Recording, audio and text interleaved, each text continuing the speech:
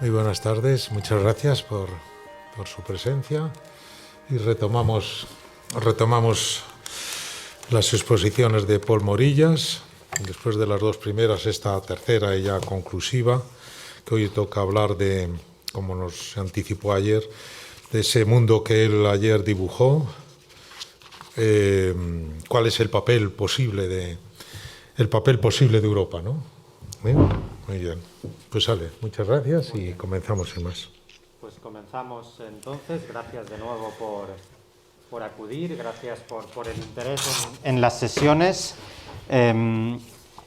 Hoy efectivamente cerramos el círculo, o más bien el triángulo, que empezamos a dibujar el miércoles el lunes, con el Estado de la Unión Europea, ayer con el Estado del mundo y hoy con el papel de Europa en el mundo, tomando en consideración ambas cuestiones que hemos abordado en las dos sesiones anteriores. Es decir, en conclusión de la primera sesión, una Europa fragmentada internamente como consecuencia de las crisis, una Europa que ha ido sorteando crisis tras crisis, algunas con más éxito, otras con menos éxito, las distintas fracturas que se han generado. Hablamos de norte-sur, este-oeste, hablamos de la vacuna que supuso la negociación sobre el Brexit y hablamos también de las buenas prácticas que nos ha dejado la gestión de la crisis del coronavirus, pero, y eso era un gran pero, con una sensación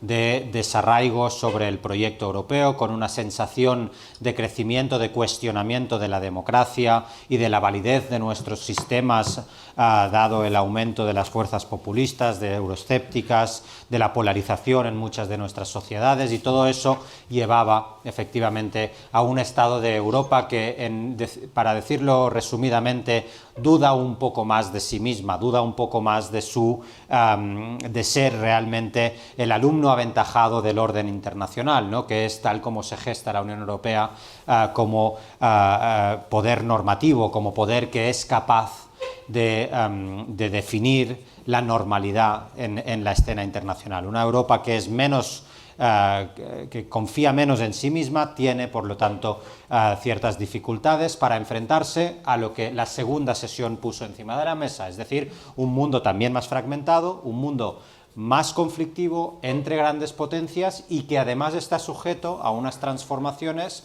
inauditas en la historia casi de la humanidad por su coincidencia en el tiempo, esa transición energética que también tiene mucho que ver con una crisis climática, esa transición hacia lo digital que toca nuestras economías, pero también tiene derivadas en clave de desinformación, en clave de ciberseguridad, y que también nos forzará a cambiar nuestros sistemas productivos, nuestros sistemas educativos, nuestros sistemas fiscales, es decir, toda una serie de transformaciones que hacen del mundo, por un lado, un sitio más fracturado, más competitivo, más conflictivo entre grandes potencias, pero también un mundo más interconectado por lo que se refiere a todas estas transformaciones, ¿no? Y ante esta Europa fragmentada, pero todavía con mucho que decir y mucho que aportar en el plano de las necesidades de los europeos, y este mundo más fragmentado, pero necesitado de cooperación internacional, necesitado de mayor entendimiento entre las grandes potencias, nos plantamos en la sesión de hoy. Es decir, bueno, pues entonces Europa puede contribuir o no a este tipo de cooperación que tanto necesitamos en el plano global. Pero antes de tratar de dar una respuesta más o menos convincente a esta pregunta fundamental, y que se resume en esta pregunta inicial de la sesión de hoy, ¿puede ser Europa una potencia geopolítica? Sí que quiero dar algún paso atrás para entender qué es la política exterior de la Unión Europea, cómo hace o cómo interactúa la Unión Europea con el mundo, la Unión Europea como actor internacional.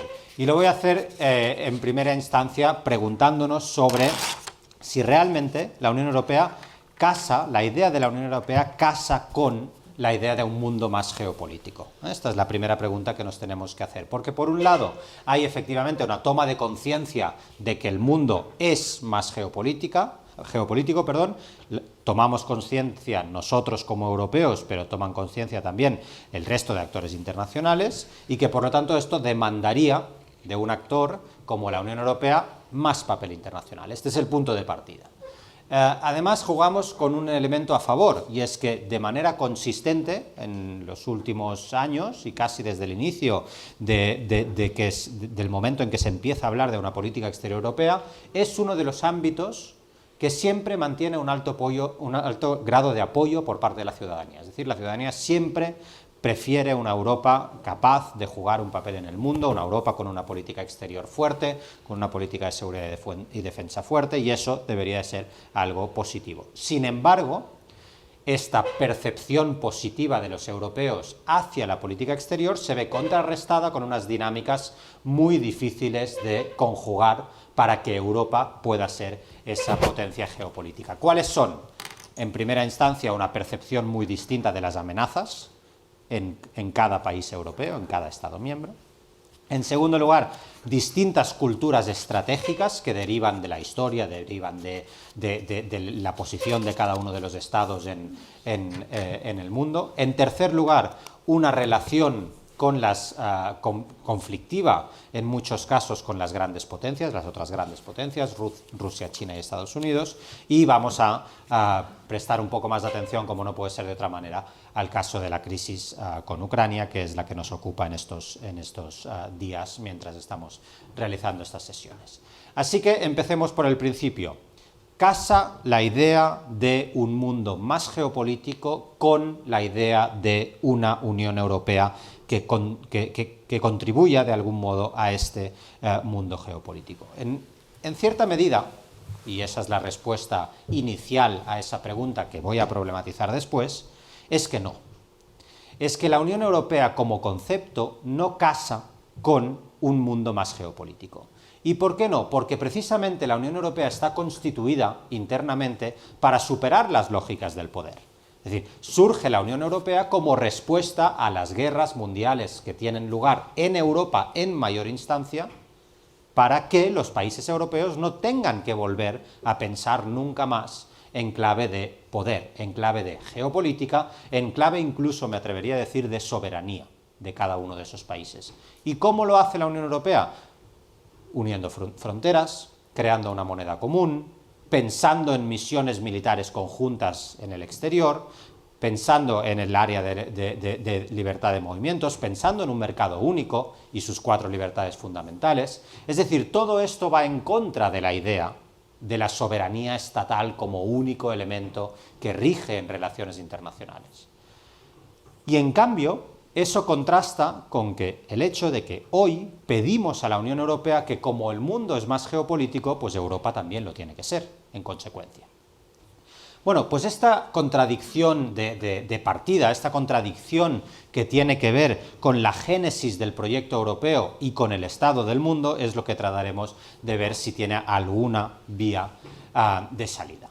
Lo que es evidente es que una Europa que quiere ser geopolítica, que quiere ser actor internacional, primero tiene que mirar hacia adentro. ¿Cuál es el estado de la Unión? Y eso lo vimos. Es un estado de la Unión en que las amenazas internas han pasado a ser tan importantes en los últimos tiempos, en la última década, tan importantes como las externas. Amenazas internas que vinieron producidas por el Brexit, por ejemplo, o que han venido producidas por la contestación de los valores por parte, lo dijimos, de Hungría o Polonia. Por tanto, esas son crisis internas que necesariamente afectan la visión que otros tienen de nosotros. Quizá ya no sea un proyecto tan en forma, quizá sea un proyecto que nos ha decepcionado ante tales expectativas que teníamos, ¿no? Y esto es algo que el populismo internamente también ha cogido como bandera, ha cogido las posiciones euroescépticas como una manera de contestar la misma Unión Europea, de contestar eso que dicen las élites de Bruselas que nos dirigen por unos caminos que no escogemos como sociedades. Las dinámicas de polarización, por supuesto, tampoco contribuyen. Y en otras palabras, unas palabras quizá un poco más académicas, hablamos de lo que denominamos el fin del consenso permisivo. Lo que significa aquella idea que nosotros también como españoles teníamos muy adentrada, que era que la Unión Europea es buena por naturaleza. Y que quizá aquello que sucede en Europa, como consideramos que es una buena idea por naturaleza, quizá no tenemos que escrutinarlo demasiado en la toma de decisiones, porque los resultados son positivos. ¿Y por qué son positivos? Y en España es evidente. Son positivos porque permiten progreso, porque permiten consolidar una transición a la democracia, porque permiten fondos estructurales y apoyo a nuestras economías y sociedades. Es decir, tienen resultados legítimos por los outputs que genera, por los resultados que genera. Y por lo tanto, quizá no hay que preguntarse demasiado sobre si la Unión Europea es algo bueno o no tan bueno, porque sencillamente produce los resultados esperados. Bueno, pues de aquí hemos pasado a un disenso que constriñe en la toma de decisiones, porque problematizamos mucho más la Unión Europea. Vemos a día de hoy que aquello que se decide en Bruselas, y lo vimos durante la crisis del euro, tenía una incidencia efectiva sobre nuestra capacidad de gestionar la economía ante unos niveles de deuda inauditos, por ejemplo. O sabemos que la cuestión migratoria tiene mucho que ver con las regulaciones europeas. O sabemos también, a día de hoy, que la crisis energética que tiene lugar en Europa tiene mucho que ver con la crisis de Ucrania. Quizá nosotros menos porque importamos más de Argelia, gas en nuestra economía, pero evidentemente si se cortase el gas en Ucrania tendría consecuencias para España como para cualquier otro país. Por lo tanto, todos estos factores hacen que ya no pensemos que la Unión Europea es buena por naturaleza, porque sí, porque produce resultados positivos, sino que pensamos que quizá podría haber resultados mejores y que la manera como está funcionando la Unión Europea no produce los mejores resultados posibles. Y por lo tanto la debatimos, la problematizamos, y las fuerzas políticas también lo hacen como consecuencia de esa politización de la Unión Europea.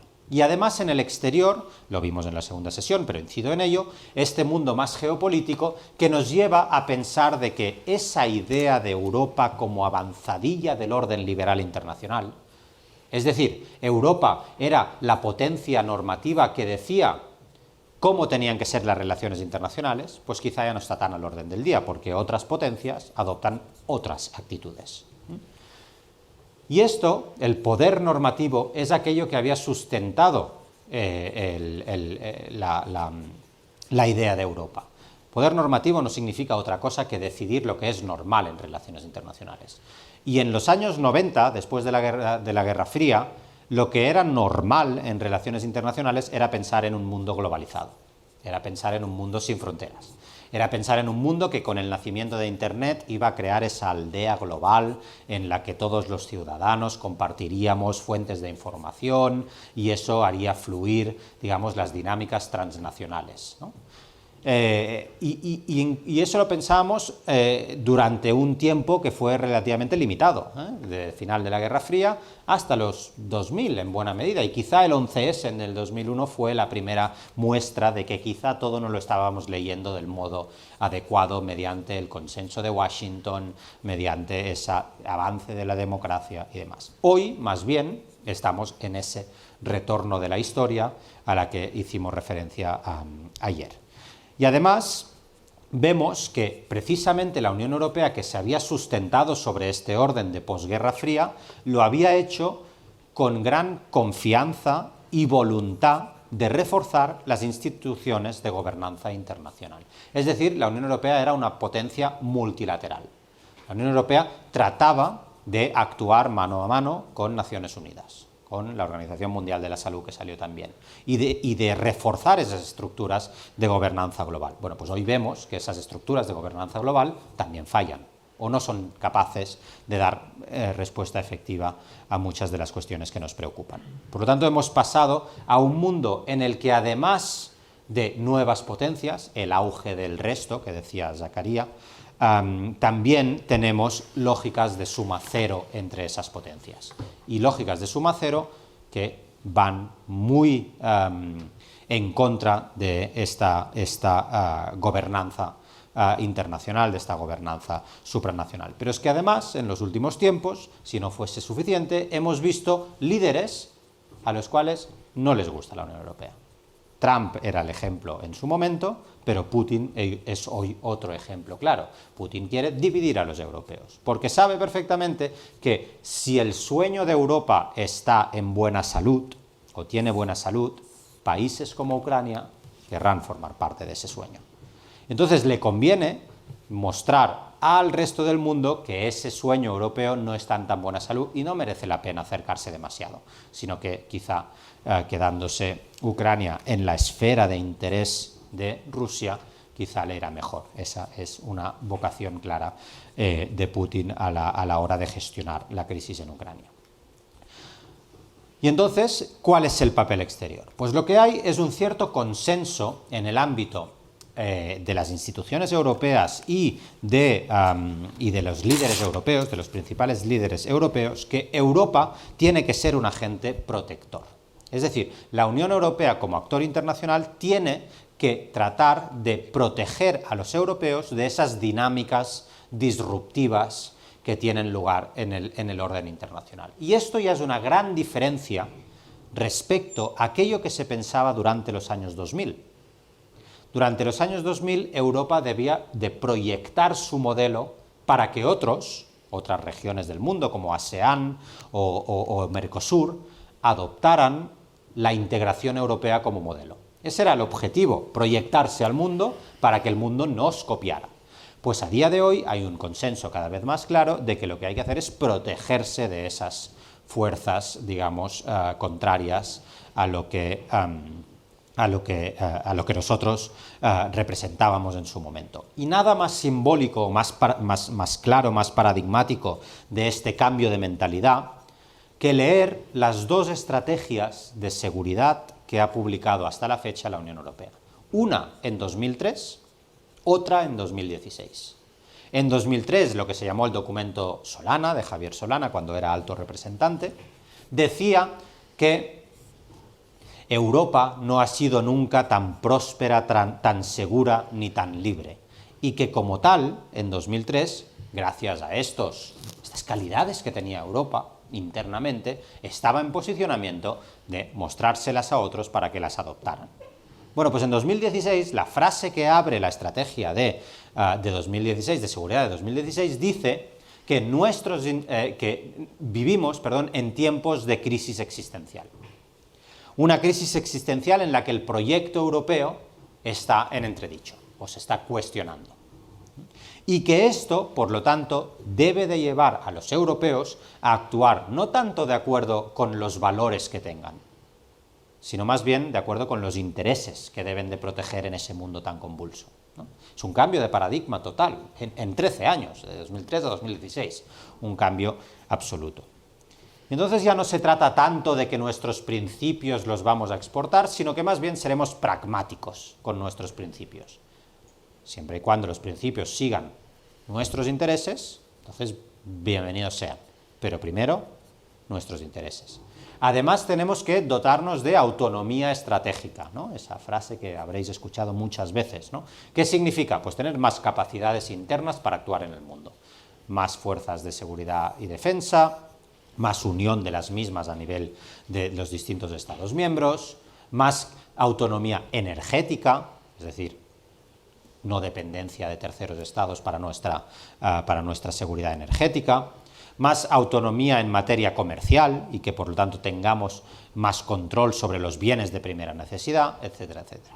Esta autonomía estratégica. Además, ya no queremos que otras regiones del mundo, así como lo queríamos en 2003, adoptaran ese modelo de regionalismo calcado al modelo europeo. Hoy nos conformamos con que cada región del mundo, ya sea el sudeste asiático o América Latina y Caribe, adopte su propio modelo de cooperación regional y que podamos cooperar con esos otros modelos, que quizá no serán tan europeos como pensábamos, pero con quienes queremos poder tener buenas relaciones. Y además tenemos que reformar los esquemas de gobernanza global. Ya no se trata de defender el multilateralismo tal como está ahora a ultranza, como hacíamos en 2003, sino que se trata de empezar a pensar en cómo reformamos esa estructura de gobernanza global.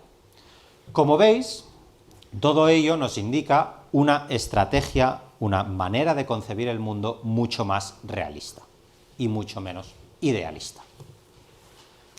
Y así lo piensan realmente todos los líderes europeos a día de hoy. Bueno, Merkel de momento no la hemos cambiado por Scholz porque no tenemos todavía demasiada evidencia, pero todos ellos hablan, en primera instancia del alto representante Josep Borrell, de que tenemos que aprender a hablar el lenguaje del poder. Los europeos hemos sido muy malos pensando en términos de poder en relaciones internacionales. El mundo se rige hoy por lógicas de poder, por lo tanto, los europeos tenemos que adaptarnos a ese mundo y hablar el lenguaje del poder. O la presidenta de la Comisión Europea, Ursula von der Leyen, que dice que su comisión será una comisión geopolítica, con prioridades geopolíticas. O Angela Merkel decía que piensa que ningún país, tampoco Alemania, es suficientemente grande para confrontarse a ese mundo tan geopolítico y ejercer influencia sobre él. Por lo tanto, que ningún país por sí solo puede hacerlo, solo lo puede hacer la Unión Europea. O Emmanuel Macron, que habla de soberanía europea y que si no nos dotamos de esta autonomía estratégica, de esa soberanía europea, desapareceremos como europeos en clave geopolítica. Es decir, dejaremos de tener ninguna importancia en el mundo. Claro, estas frases, tan elocuentes y tan claras sobre el lenguaje del poder y sobre la geopolítica, lo que provocan es, uno puede decir, por un lado, ansiedad a la población, ¿no? Que quizá hay que hacer algo y hay que hacerlo ya, y por otro lado, suben muchísimo las expectativas respecto a lo que esperamos de la Unión Europea que haga, ¿no? Ahora volveremos a esto. Vamos a ver qué piensan los ciudadanos, en general, a nivel europeo, sobre el estado de Europa como actor geopolítico, como actor internacional. Pues el diagnóstico del mundo, en general, es bastante compartido y bastante acorde, diría, a la realidad que ayer explicamos. Buena parte piensa que seguro o casi seguro, en los próximos 10 años, China será un poder más importante que los Estados Unidos. Es decir, que el mundo vira hacia Asia, ¿no? Y esto lo piensan en muchos países europeos. Y en España, especialmente importante, si sumamos el 29% que responde más el 50%, estamos casi en el 80% de encuestados que dicen que sí, que China en 10 años será más importante que Estados Unidos. Eso cambia totalmente el paradigma, a ojos de los europeos, de quién es nuestro aliado tradicional o cuál es el estado de salud de nuestro aliado tradicional, porque si China va a ser mucho más importante, esto nos hace cambiar nuestra perspectiva del mundo. Pero es que además la mayoría de europeos piensan, aquí no tengo desagregados, sino que son cifras para todos los europeos, piensan que es muy probable que habrá una nueva guerra fría entre Estados Unidos y China, un 62%. Y un 59% piensan que habrá una nueva confrontación entre Rusia y Estados Unidos. Estos datos son previos a la crisis de Ucrania que estamos viendo ahora.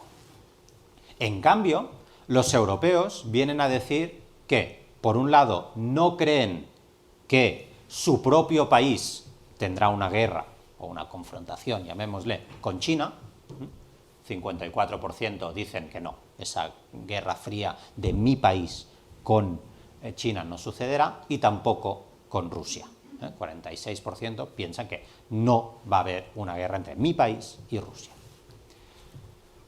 Y tampoco creen que la Unión Europea en su conjunto vaya a confrontarse con China ni con Rusia. En otras palabras, lo que esto nos está diciendo es que pensamos los europeos que el mundo será mucho más conflictivo, pero que serán otros que lo lucharán, y que nosotros nos mantendremos al margen. Claro, esto de entrada ya es muy distinto de esas expectativas que nos pusieron encima de la mesa los grandes líderes europeos en la diapositiva anterior, ¿no? Porque los europeos piensan que eso no va con ellos. En cambio, los líderes nos están diciendo que sí, que va con nosotros, ¿no? Una contradicción que seguiremos explorando. La ventaja, decía, es que en términos generales a pesar de esas percepciones, los europeos, de manera consistente, estos son cifras desde los 90 hasta hoy, creemos que es una buena idea que la Unión Europea tenga una política exterior común. Es decir, que los Estados miembros dejen en segunda instancia sus políticas exteriores nacionales en favor de una política exterior europea. Y esta es de las únicas áreas de integración europea en las que la línea azul es sistemáticamente, o se mueve sistemáticamente, en torno a las mismas cifras. Desde los 60, lo más bajo 61, hasta los 73 aproximadamente favorables a una política exterior común. Sistemáticamente, desde los 90 hasta hoy. Y por consiguiente, aquellos que están en contra, sistemáticamente, están en torno al 20%. Claro, esto nos debería hacer pensar que si los líderes consideran que es urgente y los ciudadanos europeos piensan que es bueno tener una política exterior común, bueno, pues debería de ser factible, ¿no? Bueno, pues veremos el por qué no. Además, decía que hay que tener en cuenta que la Unión Europea como proyecto, al no haberse dedicado a las lógicas de poder, sino haberse dedicado más bien a la economía, al mercado interior, etcétera, etcétera, siempre ha dependido de los Estados Unidos como garante de su seguridad. Pero aquí también las cosas están empezando a cambiar, porque, y sobre todo después de Trump, hay muchos europeos que por un lado consideran, el gráfico de la izquierda, que Estados Unidos será un aliado y es un partner necesario, esta primera cifra de aquí, ¿no? Estados Unidos seguirá siendo un partner, un socio necesario, pero que tras Trump y lo que pueda venir en el futuro, cada vez hay más ciudadanos que ven que quizá no se puede confiar tanto en los Estados Unidos. En otras palabras, que ya no podemos confiar en nuestro aliado tradicional. Y aquí el caso de Alemania es especialmente paradigmático, donde un 23 más 30, 53% piensan que realmente no podemos confiar mucho en los americanos tras la victoria de Trump.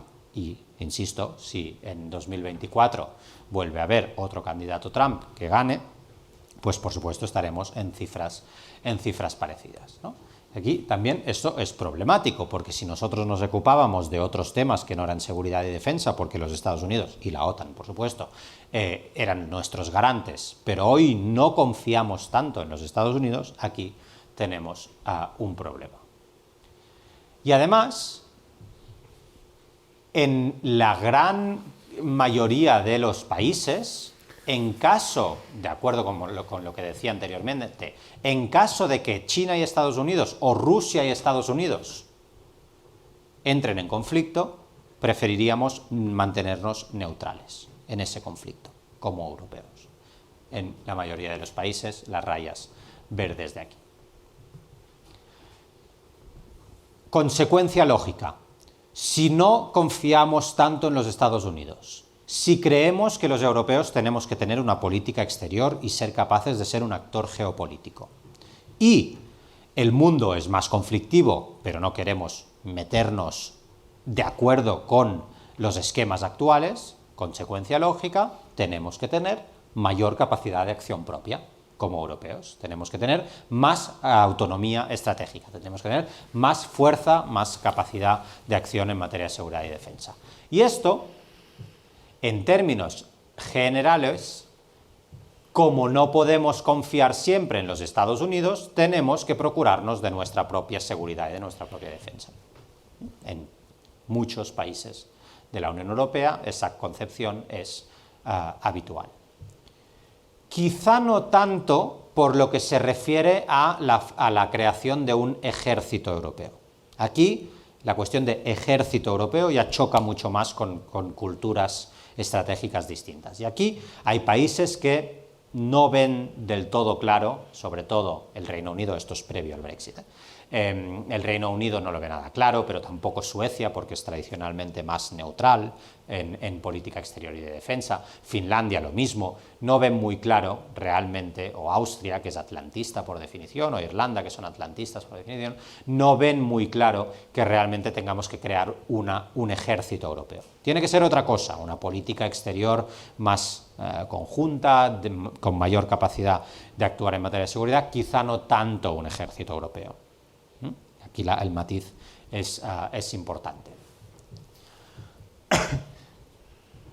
Pero sobre todo, además de este matiz que puede ser terminológico, ejército europeo sí o no, lo que nos impide muchas veces como europeos dar respuesta a esta voluntad ciudadana, a la del apoyo regular para la política exterior, hay que irlo a buscar en los propios Estados miembros. Es decir, no hay que irlo a buscar tanto en el ámbito paneuropeo, en la lógica de todos los europeos queremos mayor fuerza europea, sino que hay que irlo a buscar en las diferencias que hay entre europeos.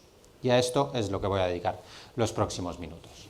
Aquí vemos en estos gráficos cuáles son las percepciones de amenazas en distintos países y el total para el conjunto de la Unión. Pues bien, mientras que en países como Francia o Alemania la principal percepción es el radicalismo islámico, también como consecuencia, por supuesto, de atentados que han sucedido en estos países, o en España, tampoco somos excepción en eso. En los últimos años, el islamismo radical es la principal amenaza a la seguridad nacional. Mientras que en países como Grecia, la crisis económica, las guerras comerciales, es una amenaza principal. En países como Hungría, Grecia e Italia, en países como Hungría, por ejemplo, la migración es la principal amenaza. Mientras que en países de la Europa central y oriental, como Polonia o Rumanía, la principal amenaza es Rusia. Claro, eso significa que a pesar de que en el agregado queremos mayor capacidad de acción europea en el ámbito exterior, si vamos a mirar país por país, no nos ponemos demasiado de acuerdo sobre cuáles tienen que ser las prioridades de esa política exterior conjunta, cuál tiene que ser el principal objetivo al cual queremos hacer frente. Y esto se traduce en una clara diferencia de culturas estratégicas en los distintos países. Es decir, no es solo una percepción de amenazas, que también lo vimos en la diapositiva anterior, sino también es una cuestión de historia, es una cuestión de geografía, de dónde está ubicado un país y qué le ha pasado a su alrededor en las últimas décadas, en los últimos tiempos. Y aquí lo que vemos es que en el seno de la Unión Europea, entre los distintos Estados miembros, conviven muchas percepciones o muchas culturas estratégicas distintas. Por un lado tenemos países que tradicionalmente han sido neutrales en conflictos internacionales o han promovido la neutralidad de ese país en conflictos internacionales y que por lo tanto la acción exterior tiene que basarse en proteger esa neutralidad, no inmiscuirse demasiado en conflictos que en principio no van con nosotros. Y esto también se traduce en que debemos de mantener una distancia segura frente a otros actores internacionales que sí fomentan relaciones más conflictivas. Hoy hablamos de China y de Rusia, pero durante la guerra de Irak podíamos hablar de Estados Unidos también. Por lo tanto, hay que mantenerse un tanto alejado de esos actores que tienen más uso del poder duro o más confianza en la seguridad, en la defensa, en las cuestiones clásicas de relaciones internacionales y también, por supuesto, Estados Unidos y la OTAN. Y en cambio, la política exterior europea, de acuerdo con esos países que piensan en clave de neutralidad, lo que hay que hacer es dedicarse a las cosas que Europa sabe hacer bien y contribuyen a la estabilidad internacional. Por ejemplo, ayuda humanitaria, por ejemplo, cooperación al desarrollo y este otro tipo de mecanismos de acción exterior. No mecanismos de defensa, sino más bien otros mecanismos de acción exterior. Y estos países conviven con otro tipo de culturas estratégicas, como por ejemplo todos aquellos países como el Reino Unido en su momento, como miembro de la Unión, pero como decía, todos los países bálticos, los de la Europa central y oriental, que lo que quieren es protagonismo de Estados Unidos. Porque al fin y al cabo, como se está demostrando hoy, si hay un problema con Rusia, quien nos va a proteger son los Estados Unidos y es la OTAN. Y por lo tanto lo que tiene que hacer la Unión Europea es asimilarse o subirse al carro de nuestro aliado natural y de nuestro garante de nuestra seguridad en territorio europeo. Y esos son Estados Unidos, es la OTAN. Y por lo tanto sabemos perfectamente que estamos hablando de un partenariado con Estados Unidos que será asimétrico, es decir, que podremos condicionar poco su conducta porque ellos son los fuertes y nosotros no tan fuertes, y que por lo tanto es así, pero hay que vivir con ello. Hay que vivir con ello porque al fin y al cabo es el atlantismo el que nos va a proteger.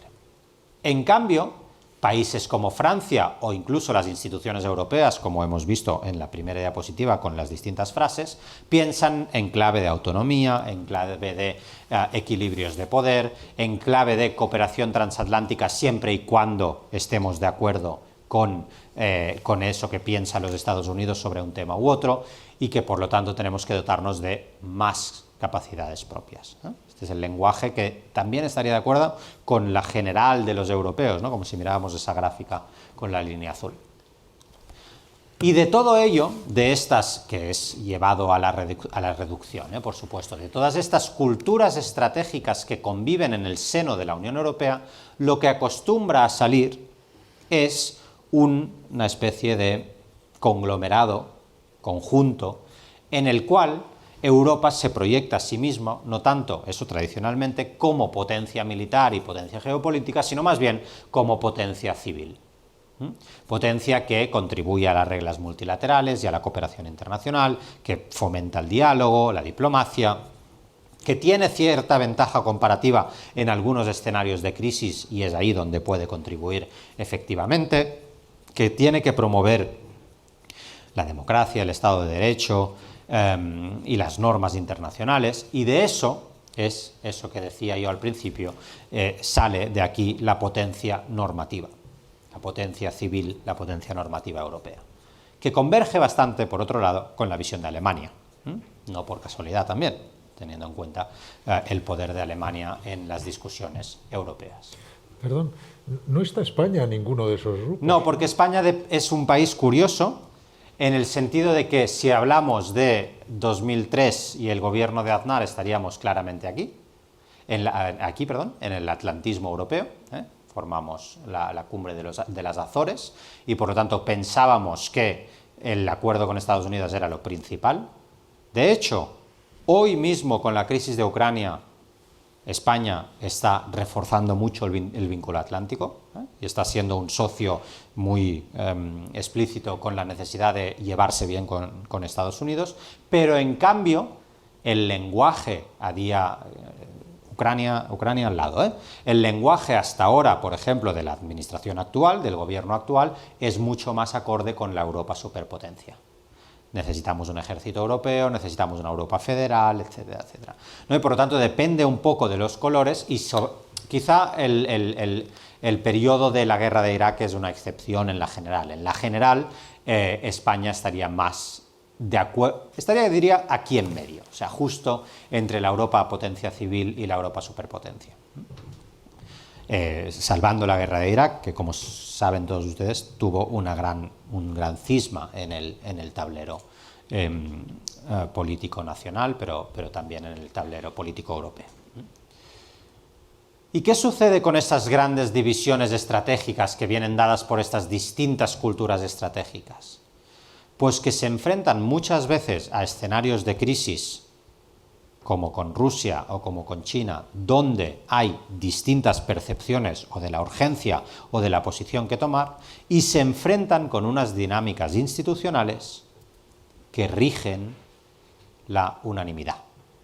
Y donde todas las decisiones en materia de política exterior, en comparación con otros ámbitos de la integración europea, se siguen tomando por unanimidad, en el seno del Consejo de Asuntos Exteriores. En otras palabras, cualquier país tiene derecho a veto. Claro, si cualquier país tiene derecho a veto sobre una cuestión que tenga que ver con el Oriente Medio o que tenga que ver con Rusia, como se pueden imaginar, el consenso que emerge para evitar el veto generalmente es descafeinado, es menos ambicioso de lo que cabría pensar. Sobre el tema institucional me referiré otro momento hacia el final. Pero es que además, a nivel de las divisiones estratégicas, también vemos claramente que en el caso energético es paradigmático nuestra división. Y he puesto el caso energético porque hoy nos importa mucho con la crisis de Ucrania. Mientras que tenemos claro que a nivel europeo nuestro consumo ha ido en aumento desde los 60-70 hasta hoy y de momento, bueno, ha sufrido un ligero retroceso, pero ahí la línea ascendente es clara. Es evidente que nosotros, por nuestros propios recursos, no somos capaces de abastecernos energéticamente y, como consecuencia, necesitamos importar nuestra energía, nuestro petróleo, nuestro gas, como mínimo hasta que no tengamos la transición energética realizada, como mínimo hasta que no tengamos fuentes energéticas alternativas. Y, por lo tanto, todos nosotros somos altamente dependientes, cuanto más rojo, más dependiente, de la energía que importamos. Francia depende menos porque tiene muchas centrales nucleares, ¿eh? Pero nosotros, italianos, griegos, dependemos mucho de la energía, alemanes también, dependemos mucho de la energía que importamos. Pero es que resulta que además la importamos de sitios distintos. Nosotros dependemos mucho del gas de Argelia, sobre todo. Francia, decía, tienes muchas nucleares, pero también depende del gas de Argelia, mientras que otros, como los países de Europa Central y Oriental, pero también Alemania y también los bálticos, dependen primordialmente del gas ruso. Y eso nos genera una cultura estratégica respecto a las cuestiones energéticas, que son cuestiones de política exterior, muy distinta en el seno de la Unión Europea. Y aquí veis perfectamente las líneas de suministro de gas, los canales de suministro de gas, que vienen, por un lado, de Rusia para abastecer a Europa Central, a Europa Oriental, y en cambio el gas proveniente del sur del Mediterráneo, que abastece sobre todo a los países del sur de Europa. Si tenemos divisiones estratégicas ante Rusia y el gas ruso, tenemos divisiones estratégicas ante China. Y aquí en este gráfico lo que vemos es que hay países que están mucho más expuestos que otro por lo que respecta a sus exportaciones del mercado chino.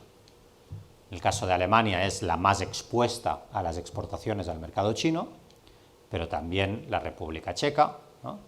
También en buena medida Italia, tienen una gran dependencia de los productos que venden a China. Estos son exportaciones. Después también a nivel de importaciones, por supuesto también, pero a nivel de exportaciones tenemos claramente una dependencia del mercado chino. Y eso condiciona nuestra capacidad como europeos de ser duros con China si China no vulnera los derechos humanos en Hong Kong o en Taiwán, porque dependemos mucho de ese mercado y, por lo tanto, tenemos empresas que que configuran nuestra posición estratégica porque dependen sus ventas de ese mercado. Y además, en términos de inversiones de China en Europa, también hay países que están muy expuestos a esas inversiones. El Reino Unido ya no forma parte, pero lo está mucho. Suecia, Finlandia lo están mucho. Hungría está muy expuesta a las inversiones chinas. Sí, Portugal también. Entonces, después, en otro orden, Italia y demás, y otros países, como España, que tienen menos dependencia de las inversiones chinas. Pero, por supuesto, eso también condiciona nuestra relación con China. Y, de hecho, eso se plasma en que hay muchos estados europeos que han firmado acuerdos de colaboración con la principal estrategia económica de China, que es la iniciativa de la Franja y la Ruta, en inglés Belt and Road, que quizá es más conocido, y hay varios países de la Unión Europea que han firmado acuerdos de cooperación. ya sea mediante memorándums of understanding, ¿no?, que son más densos, o cooperación de algún tipo con esa iniciativa de la franja y de la ruta. Claro, esto significa que a nivel de percepción de nuestras relaciones entre europeos con China son claramente distintas en distintos países. Aquí vemos en los países en verde aquellos que dan apoyo a declaraciones en Naciones Unidas contrarias a las violaciones de derechos humanos en China. Cabe esperar que los países que están menos expuestos a la economía, menos dependen de la economía china, tendrán menos problemas en condenar la actitud de China respecto a cuestiones de derechos humanos. Y hay países entonces que adoptan sin problemas en Naciones Unidas esas resoluciones. Mientras que otros países que dependen más o tienen vínculos más estrechos con China son diplomáticamente mucho más cautos a la hora de adoptar resoluciones que critiquen a China. Y aquí vemos una gran divergencia entre europeos respecto a la capacidad o la voluntad de criticar a China. Y eso acaba generando una percepción respecto a China que es distinta en países europeos y que quizá no define realmente cuál es la relación que tenemos con China. Estados Unidos lo tenemos claro. Estados Unidos para China es rival. Es un rival que le disputa la hegemonía en el orden internacional. Es un rival con el cual hay que, bueno, pues a veces habrá que cooperar en según qué cosas, pero es la principal preocupación de la política exterior americana. Ya lo era con Trump, lo sigue siendo con Biden, a excepción hecha de Ucrania, y lo era ya con Obama también, o lo empezaba a ser ya con Obama. En cambio, a nivel europeo, precisamente debido a todas estas divergencias y consideraciones distintas que tenemos respecto a China, hemos decidido, la mayor parte de nosotros, que consideramos a China como rival y como socio a la vez. Eso es el mínimo común denominador al que hacía referencia anteriormente. Como no nos ponemos de acuerdo realmente entre nosotros sobre cómo consideramos a otros actores, adoptamos una visión de conjunto que quizá es poco clara respecto a las relaciones con China o, como lo está siendo ahora, las relaciones con Rusia. En cambio, Grecia, estos datos son anteriores al gobierno actual, ahora habría que hacerlos de nuevo, es decir, es el gobierno de Syriza, consideraba claramente a China como un partner estratégico, como un socio estratégico en primera instancia. El resto lo consideramos como partner, como socio y como rival, pero ninguno de nosotros realmente se atreve, a diferencia de Estados Unidos, de considerarlo únicamente un rival estratégico, que sería ese azul más oscuro. Si esas son las relaciones conflictivas que tenemos con Rusia y con China, actores importantes de los que hemos venido hablando bastante en los últimos 2 días, también respecto a cómo percibimos a Estados Unidos, siguiendo con lo anterior, también estamos en división de opiniones. Aquí lo que estamos preguntando es si su país necesita la garantía de seguridad que provee los Estados Unidos en caso de intervención, de invasión militar, de intervención militar por otros países. Y si con esa actuación de Estados Unidos nos sentiríamos seguros o no. Pues bien, todos coincidimos, mayormente, que realmente con la intervención de Estados Unidos en caso de invasión por otras potencias, nos sentiríamos más seguros que sin Estados Unidos. Eso estamos de acuerdo. Pero a la vez tenemos muchas visiones distintas sobre si esa dependencia de Estados Unidos es compatible o no es compatible con mayor acción autónoma europea. Hay países como España, como Francia, como Alemania, como Bélgica, Italia, que creen que la autonomía europea es perfectamente compatible con la cooperación con Estados Unidos. Y hay otros países, y con la OTAN, por supuesto, y hay otros países, en particular los bálticos y en particular Estonia, que dicen que no, que cualquier alejamiento de Estados Unidos para fomentar la autonomía europea, la capacidad de acción propia de la Unión Europea, es innecesario y potencialmente perjudicial para la alianza transatlántica, para la OTAN.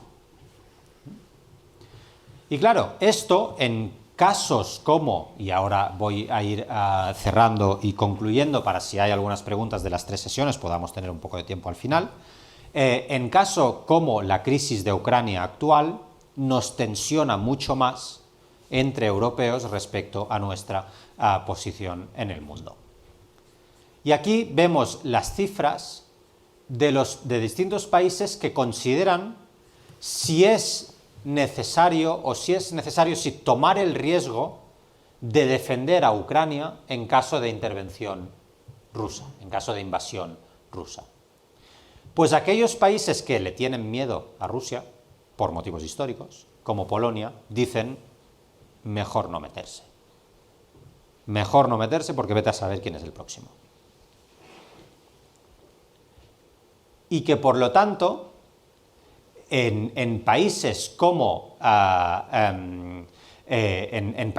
Francia, ¿no?, que vemos aquí al final, creen que sí, y eso hay que elaborarlo un poco más para entenderlo, creen que si Europa no está capacitada, si Europa no tiene suficientes capacidades propias, luchar contra Rusia es una quimera, saldríamos muy mal parados. Por lo tanto, hay que dotar a la Unión Europea de más autonomía estratégica. Y además, si aquí añadimos el elemento de la OTAN, vemos también muchas diferencias respecto a quién debería de defender a Ucrania en caso de conflicto, la Unión Europea o la OTAN. Bueno, pues como es lógico, aquellos países que ven que la autonomía estratégica europea no es suficientemente fuerte, continúan considerando la OTAN como socio o como el único garante de la seguridad. Y hay algunos otros que dicen, y aquí estamos más igualados, que dicen que precisamente la Unión Europea debería de tener un papel más activo. Pero esto contrasta mucho con esta diapositiva que os explicaba anteriormente, de las divisiones estratégicas. Y a pesar de que haya percepciones distintas sobre el conflicto en Ucrania, en distintos países europeos, la realidad es que esas divisiones estratégicas claras dificultan una acción concertada por parte de los europeos y legitiman o hacen mucho más probable una acción dependiente de los Estados Unidos. Porque así es la estructura de la cual se ha dotado la Unión Europea, es decir, depende del paraguas de seguridad americano y así seguirá siendo siempre que los europeos no podamos valernos por nosotros mismos. Ante estos conflictos vamos a tratar de concluir un poco respecto a esa pregunta que nos hacíamos al inicio de esta sesión y que seguía las preguntas que nos hemos hecho en ayer y anteayer. En primer lugar, la primera consideración es que hay efectivamente una toma de conciencia de que si el mundo ha cambiado, nosotros tenemos que estar a la par con esos cambios en el mundo. Y que Europa, la Unión Europea, ya no puede ser solo un tipo de proyecto económico y civil, sino que tiene que jugar las reglas de ese mundo cambiante. Eso hay consenso entre los líderes y hay consenso entre los ciudadanos, a pesar de las diferencias que hemos visto, en que Europa tiene que tener una acción exterior más potente. Bien. Si preguntamos a la ciudadanía europea en su conjunto, debemos no solo de tener un papel geopolítico más fuerte, sino que debemos de dotarnos de los mecanismos, de las capacidades para una política exterior y de seguridad y de defensa común. A nivel de las misiones recurrentes que hace la Unión Europea en materia de defensa en escenarios de crisis, siempre tienen un apoyo muy alto por parte de los europeos. Por lo tanto, hay que dotarse de esas capacidades. Sin embargo, esas persistentes diferencias estratégicas que siguen conviviendo entre los Estados miembros y el esquema institucional actual de toma de decisiones nos impide llegar o dar por buena esa expectativa que tiene o esa necesidad que prevé o que ve la ciudadanía europea. ¿Por qué? Por esa cuestión que decía. Y dejarme detenerme un momento aquí. En todos los ámbitos de la integración europea, lo que rige, según el tratado, como mecanismo de toma de decisiones primordial, es el denominado proceso de codecisión. Es decir, el acuerdo, digamos, la adopción de la legislación conjunta entre Consejo, allá donde están los Estados miembros, y Parlamento Europeo. Y además, en el Consejo, lo que se hace es votar por mayoría cualificada. No sé, una serie de criterios que no vamos a entrar, que hacen que no hay efectivamente poder de veto. Eso rige en la inmensa mayoría de las políticas de la Unión Europea, salvo en el caso de la política exterior. Como decía, la política exterior, porque quizá los Estados miembros todavía no estamos preparados para ceder competencias en materia de diplomacia, de seguridad y de defensa, hemos querido, en cada reforma de los tratados de la Unión Europea que hemos tenido, hemos querido mantener la unanimidad como mecanismo de toma de decisiones en política exterior. Eso necesariamente dificulta la acción conjunta de la Unión Europea, porque solo hace falta que un país se oponga a unas conclusiones en el Consejo de Asuntos Exteriores para que esas conclusiones no se adopten. Y a veces por razones absolutamente espurias, no tienen nada que ver con la cuestión de fondo que se está discutiendo, sino porque muchas veces vetar decisiones de política exterior sale gratis. ¿Sale gratis en qué sentido? En que, en cambio, vetar una decisión sobre el presupuesto, hombre, tiene consecuencias sobre los fondos estructurales que recibiré o sobre la ayuda a mis agricultores. Y entonces un país se lo piensa más a la hora de vetar según qué acuerdos sobre el presupuesto, porque el presupuesto se tiene que adoptar también por unanimidad. Claro, en política exterior eso no sucede. Vetar una resolución o unas conclusiones del Consejo de Asuntos Exteriores sobre algo que sucede en Hong Kong, pues es mucho más difícil de ver el impacto directo en los intereses de ese país. Y por lo tanto ese salir gratis hace que, como las decisiones se adoptan por unanimidad, la acción conjunta de la Unión Europea merma y su credibilidad como actor internacional a ojos de otras potencias también merma, ¿no? Rusia, decíamos al principio, hoy juega a la debilidad europea. Rusia hizo una cosa muy divertida el otro día.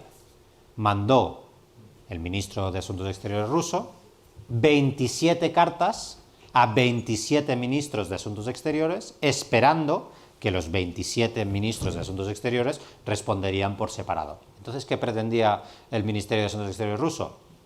Poner las 27 todas juntas y comparar. Ah, pues los húngaros piensan esto. Ah, pues fíjate que los españoles piensan eso otro, y los franceses eso otro. La Unión Europea no existe. Este es el objetivo, dividir a la Unión Europea. En ese caso, Borrell fue bastante astuto, porque acordó con todos los ministros de Asuntos Exteriores, antes de que mandaran sus respuestas, una carta conjunta. Entonces, la Unión Europea intenta articular una voz de uno a uno con Rusia o con otras potencias. Pero la tentación de las otras potencias de dividir a los europeos porque hay culturas estratégicas y intereses distintos es muy alta. Y como saben, porque también leen ellos, que tomamos las decisiones por unanimidad, aprovechan estas circunstancias. Y esto es la gran tarea pendiente que tiene la Unión Europea en el futuro si quiere ser una potencia geopolítica. Modificar su mecanismo de toma de decisiones. Es muy complejo porque toca un aspecto fundamental de la soberanía nacional, de la soberanía estatal, como es la política exterior, pero es la única manera realmente de avanzar si queremos, digamos, digamos, dar por bueno aquello que los líderes vienen diciendo, una Europa geopolítica que hable el lenguaje del poder. De lo contrario, lo que estaremos aumentando es ese vacío que existe entre las expectativas que ponemos en la Unión Europea como actor internacional y que los ciudadanos consideran que habría que tener y que habría que ejercer, versus las capacidades reales que tenemos de actuar como actor internacional. Y ese vacío que se va creando entre expectativas y capacidades, en un momento en el que el mundo es más geopolítico, pues todavía cobra más relevancia y todavía es más problemático para nosotros como europeos, como actor internacional. La gran pregunta, y con esto finalizaré, es si realmente, dado este cambio geopolítico en el que está virando el mundo, nosotros, como europeos, debemos realmente seguir las mismas lógicas del poder internacional. Y vuelvo al inicio, porque en buena medida fuimos creados para superar esas dinámicas, ¿no? Para superar las lógicas de la confrontación entre estados, para superar la soberanía, para cooperar en el ámbito internacional. Y por lo tanto esto está en el ADN de la Unión Europea como creación política. Pero en cambio le pedimos esa acción geopolítica. La pregunta es, no tanto si Europa quizá puede ser o debe ser un actor geopolítico, sino si debe de ser un actor diferente, un poder diferente.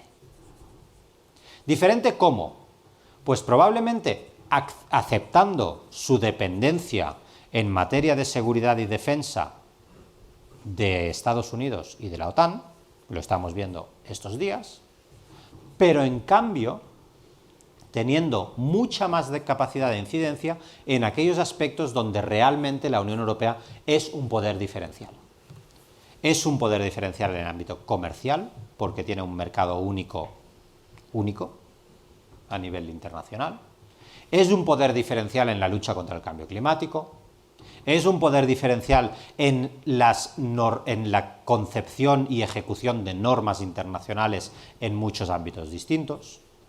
Y que quizá, por lo tanto, la respuesta para que la Unión Europea sea un actor internacional de peso no pase tanto por esa visión tradicional de lo que es ser un actor internacional, sino por ser un actor internacional acorde a la propia Constitución de la Unión Europea. Es decir, un poder que siga un poco el ADN que tiene en su gestación y en su manera de entender el mundo.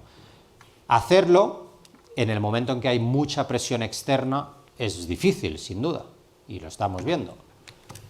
Pero quizá nos permite esa concepción distinta del poder rehuir debates que, como hemos visto por culturas estratégicas distintas y por historia distinta, no hemos o no acabamos nunca de dar respuesta. Así que, si les parece, lo dejo aquí y encantado de seguir en ámbito de conversación en los próximos minutos. Muy bien. Muchas gracias. Estupendo. Pues nada, nos deja, el profesor Pol Morillas nos deja un buen ramillete de cuestiones abiertas que seguro que dan lugar a una buena conversación ahora, un buen coloquio, ¿no?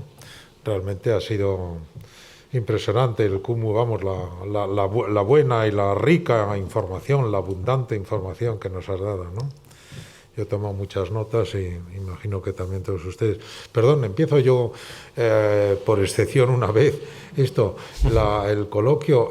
Claro, esta última cuestión, esta última conclusión, un poder diferente a Europa, digamos, más haciéndose fuerte en poder blando y en poder normativo, y bueno,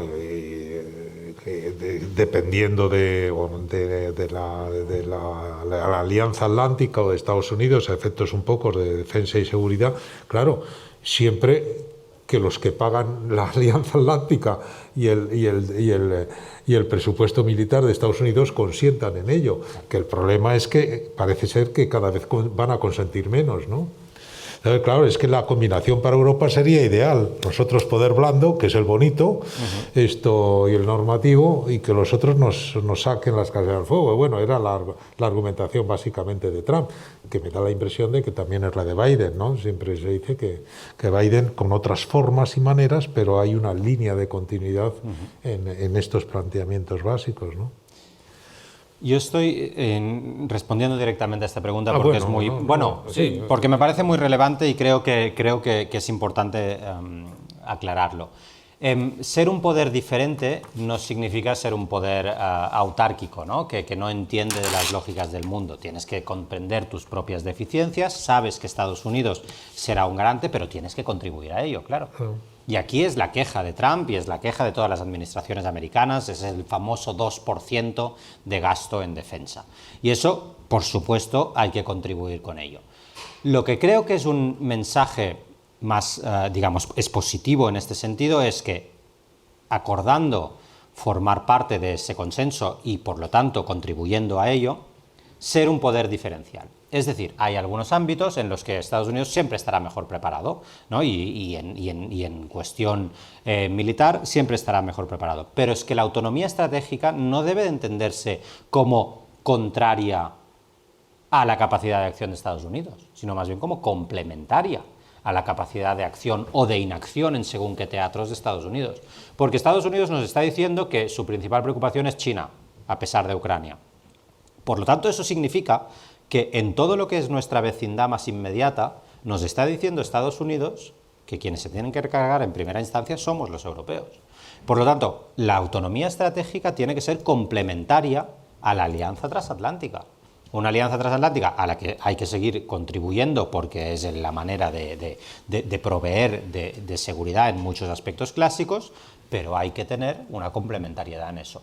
Entonces, unos dirán, no, hay que sustituir el poder de Estados Unidos. Bueno, yo creo que no es realista. Pero sí creo que hay que complementar aquello donde Estados Unidos a veces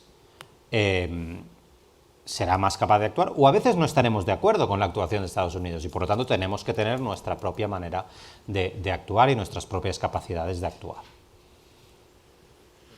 Vale, pues abrimos el coloquio, quizá agrupando algunas de las cuestiones que quieran o vamos, algunas de las sugerencias que quieran hacer algunos de ustedes.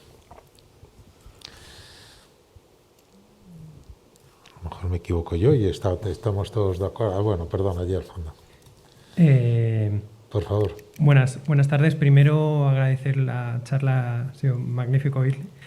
Y respecto a esta última cuestión, quería entender, porque me surge la cuestión en tanto a las relaciones europeas, justo ahora con el tratamiento del conflicto con Ucrania, que entiendo la visión de que Europa tiene que potenciar precisamente lo que hace única Europa en las relaciones internacionales y forzar ese poder blando, forzar esa fuerza única que hace como institución la Unión Europea, como algo único del mundo en la historia de la historia de la humanidad. Pero precisamente ahora con el tema de Ucrania veo que de cara a imponer unos intereses a nivel geopolíticos, que es el tema de la charla, precisamente en el tema militar, cuando nos fuerzan militarmente, si Europa no está preparada, puede ser como el principal punto débil. Entiendo que a la primera de cambios Europa no puede defender esos intereses de poder blando dentro de sus fronteras o dentro de sus intereses más inmediatos. Volveríamos a caer otra vez en esa necesidad de, como hemos recurrido al poder blando o a precisamente estas cosas fuera de lo militar, dado el sufrimiento del siglo XX, de todos los siglos en Europa, esa ambigüedad que queda cuando se recurre a la fuerza militar, como está haciendo Rusia ahora, esa coacción militar, ¿en qué posición quedaría Europa? Una vez, no sé si... Sí. Para ir agrupando intervenciones de ustedes, ¿alguna otra ya pensada? Bueno, sí, perdón. La profesora Irene Martín, que conozco muy bien. Enhorabuena por la conferencia. Mi pregunta es un poco disruptiva. Muy ver bien. si me... Me gustan estas preguntas. Sí, sobre la diplomacia corporativa, el papel de las multinacionales y de las empresas, los lobbies que hay detrás de cada país. Entonces dejamos de pensar en los países y pensamos quién está detrás.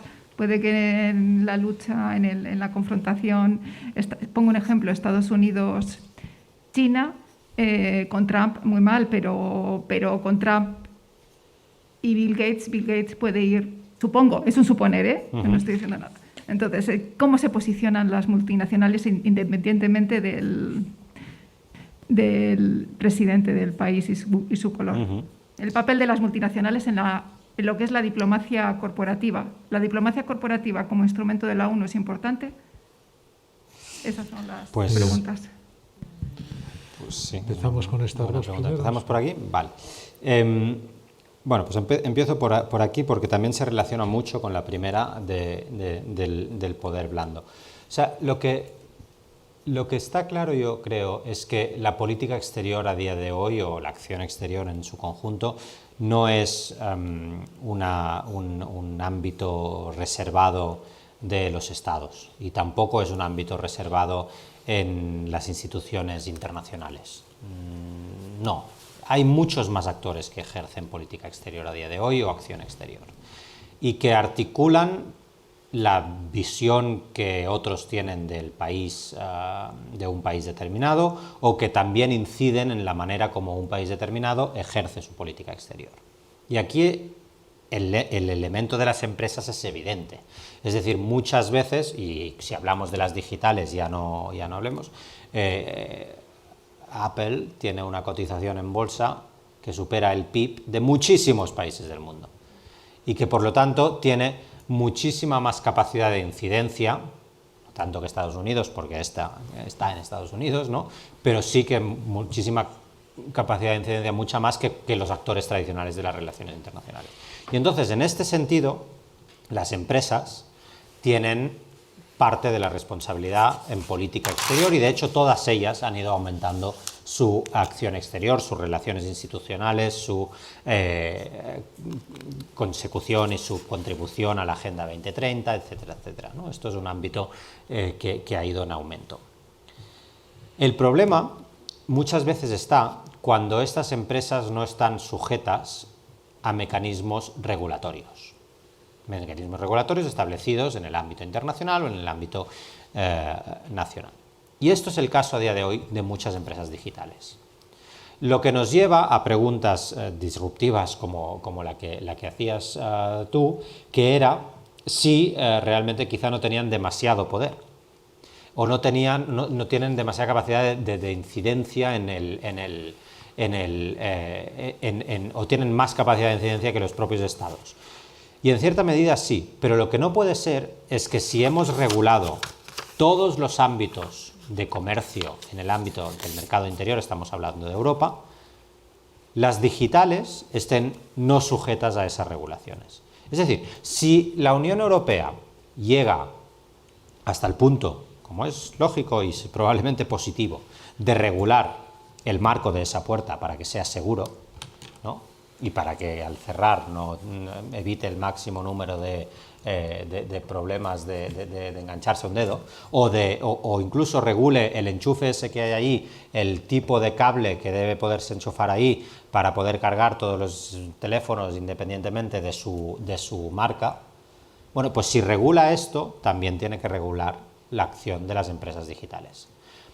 En materia de uso de la información y de cumplimiento con las premisas básicas de nuestras sociedades, de no discriminación de minorías, de no discriminación por motivos de género, por lo que sea. Todas esas regulaciones tienen que cumplirlas las empresas digitales, porque como vimos ayer, las empresas digitales son las nuevas empresas energéticas, ¿no? Que antes eran las que más valor bursátil tenían, pues a día de hoy son las digitales las que más valor bursátil tienen. Por lo tanto, lo que no puede ser es que haya empresas que son objeto de la regulación estricta y lógica por actuar y por poder exportar a un mercado como es el mercado europeo y otras empresas no. Por lo tanto, es un fallo de regulación, es un fallo político en última instancia. Y aquí es yo donde creo que Europa tiene que tener un papel preponderante como poder regulatorio. Porque lo hemos visto, por ejemplo, en el caso de la ley de protección de datos, ¿no? Ahora, se habrán fijado todos ustedes, cuando entran en una página web, lo primero que les aparece es: ¿acepta usted las cookies que necesitamos para garantizar una navegación segura y acorde a vuestros intereses? Bueno, todo el mundo dice que sí, todo el mundo dice aceptar. Pero eso es una regulación europea, que todas las empresas se han adaptado a ella. Bueno, pues esa regulación europea, que bueno, podríamos pensar si es mejor, es peor, pero eso lo podemos debatir como sociedades democráticas, claro que no, claro que sí, pero es sujeto de regulación. Bueno, pues eso con todas las digitales, y es especialmente aquellas que además inciden en nuestra calidad democrática. Yo creo que es lo que tiene que pasar.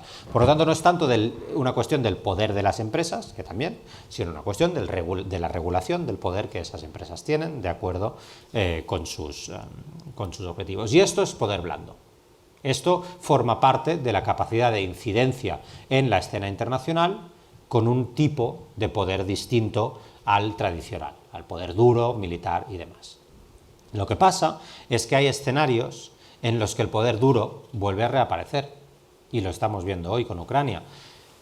Y yo creo que hubo un tiempo donde los europeos fuimos demasiado autocomplacientes con nuestra idea del poder, pensando que el mundo se dirigía hacia menores niveles de conflictividad y que por lo tanto podíamos actuar solo de acuerdo a lo que nosotros queríamos que fuese la concepción del poder, y resulta que hoy esa concepción del poder va a la par de una concepción más clásica del poder. Y en los próximos años probablemente irá a más esa concepción más clásica del poder. Y convivirán ambos. Convivirán episodios como los de Ucrania con episodios como los de los ataques a empresas por parte de hackers en el ámbito digital. Y eso confluirá.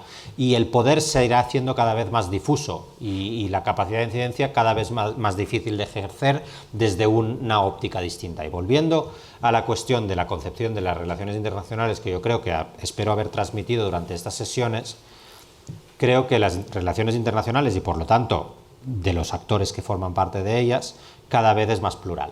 Las relaciones internacionales cada vez son más dinámicas, cada vez son más protagonizadas por distintos actores, y desde las empresas a las ciudades, a las organizaciones de la sociedad civil, a la academia, y todo esto es política exterior al fin y al cabo, ¿no? Y por lo tanto estamos en un mundo más complejo, pero que si conseguimos articular de una manera pues un tanto efectiva, pues también en esa pluralidad está también mayor capacidad, lo decíamos ayer, de evitar lógicas de poder clásico, de poder tradicional, ¿no? Entonces aquí estamos, muy difícil de regular, muy difícil de conseguir, pero nadie se imagina que en 10 años las empresas tecnológicas no serán importantes, ¿no? Más bien nos imaginamos que serán más importantes todavía.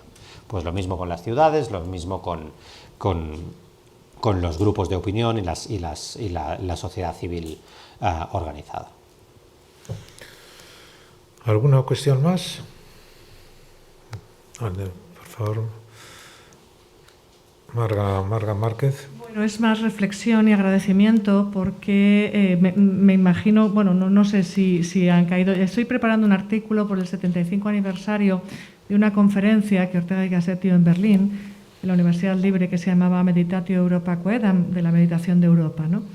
Así que cuando el profesor García Delgado me invitó, me venía estupenda esta reflexión. Y esos Estados Unidos de Europa de los que habla Ortega, a pesar de que lo hable con una Alemania recién en ruinas, desde el año 47 en Berlín, me parecen hoy bastante más difíciles de lo que eran entonces, y eran prácticamente imposibles, ¿no?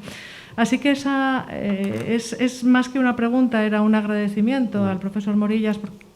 Han sido 2 días, porque yo me he tenido que perder por clases el martes, darle las gracias y decirle que estas reflexiones de alguna forma van a redundar en el artículo, que me parecen que es interesantísimo y en plena vigencia, ¿no?, el maestro Ortega.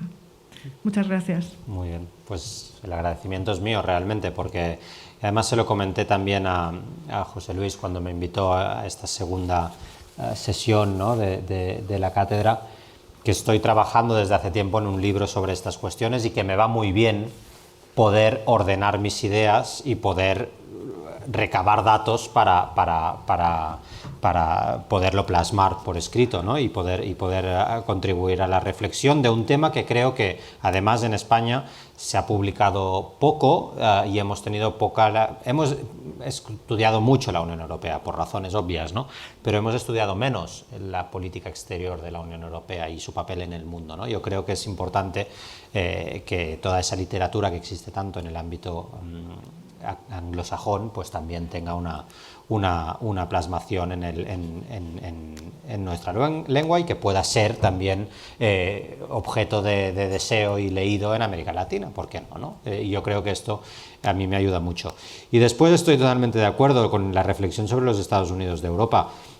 Continúa siendo un sueño y una quimera en según qué ámbitos, pero lo que, digamos, echo un poco de menos a veces es esa ambición de ese artículo que vas a escribir también, ¿no? Y decir, oye, pues hay que imaginar un escenario. Llegaremos o no llegaremos, pero hay que imaginar aquello donde creemos que como europeos nos gustaría posicionarnos.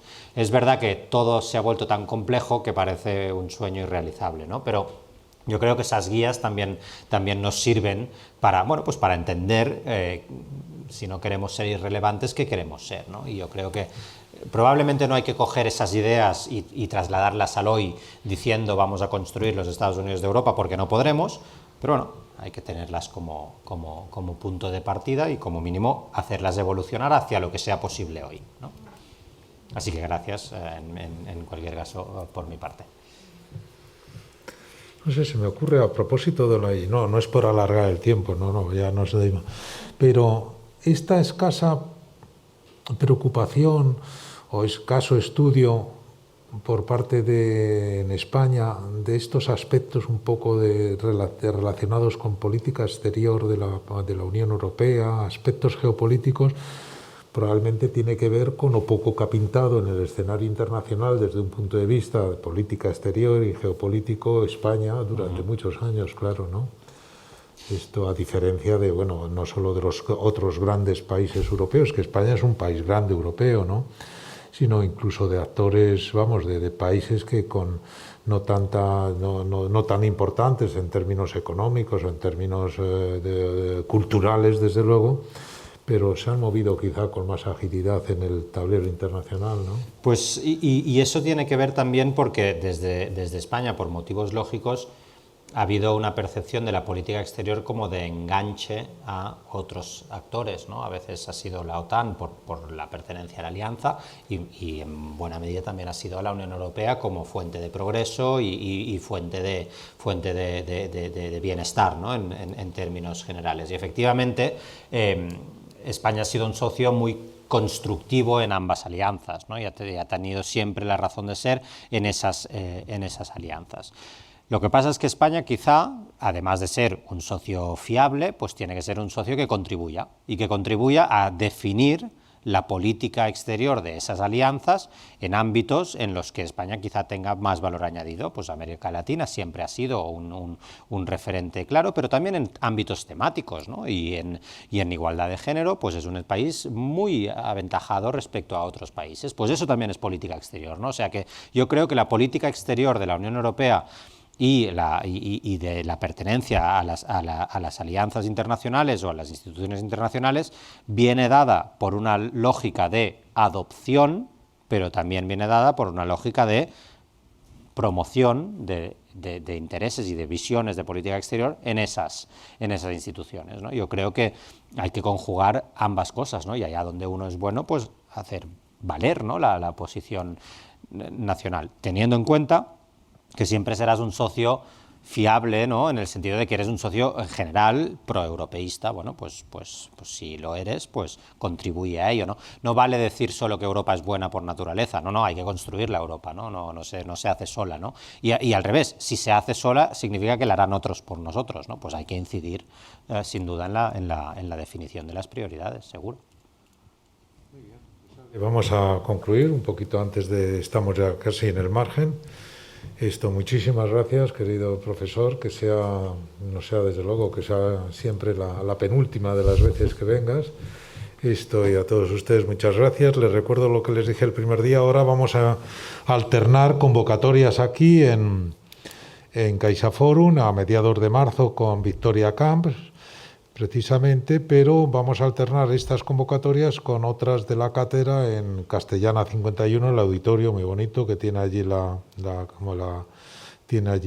Fundación La Caixa.